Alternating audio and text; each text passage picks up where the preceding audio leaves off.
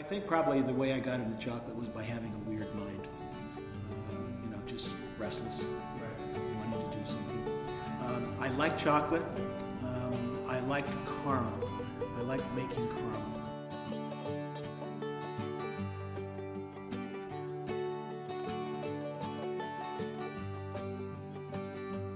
My name is Jim Queen.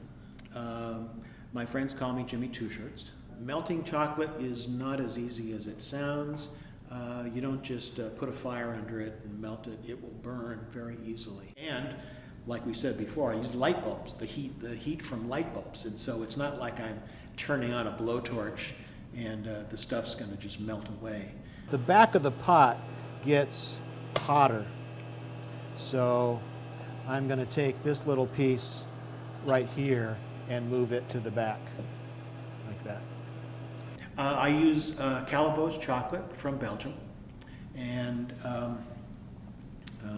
I like their chocolate because it tastes good. That's my guiding principle. It is specifically sugar, cacao, and soy lecithin that binds the sugar and the cacao together. That's what the soy does.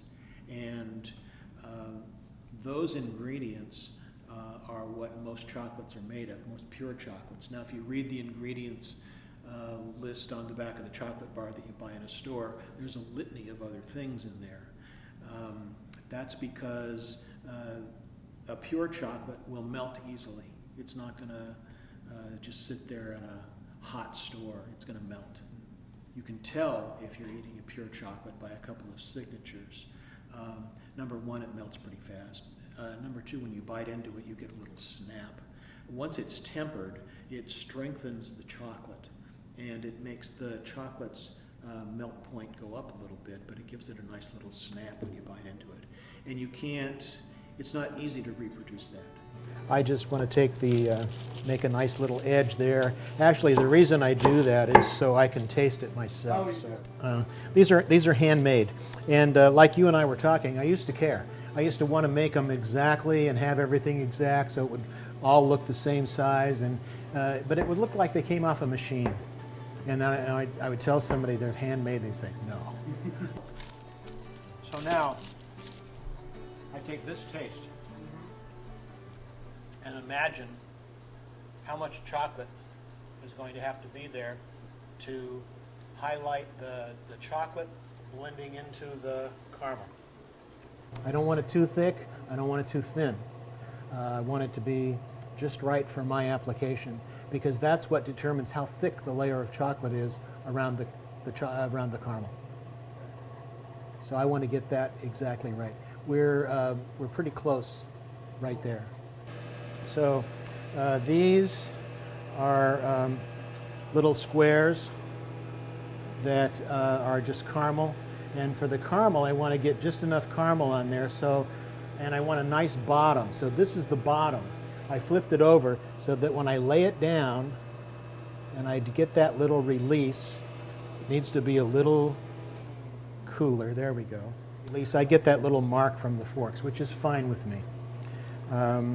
So that's one look.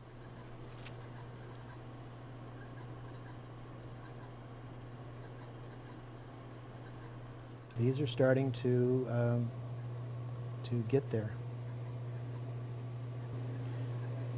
So this is kind of a fun little Zen process of just lining things up and releasing them off.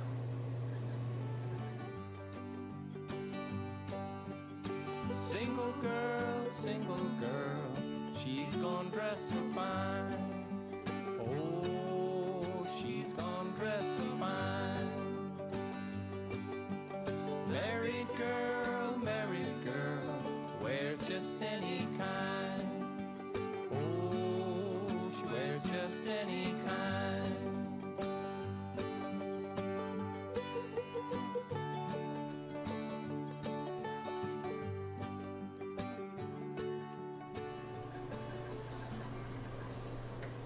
I'm going to turn this up just a little. And you can see that's set up and it looks pretty good. And these are starting to set up, they look pretty good. So this chocolate I could lift and put in a box. It's done. You can hear that sound. Oh, yeah. If that is tempered, that little clack, that chocolate is firm.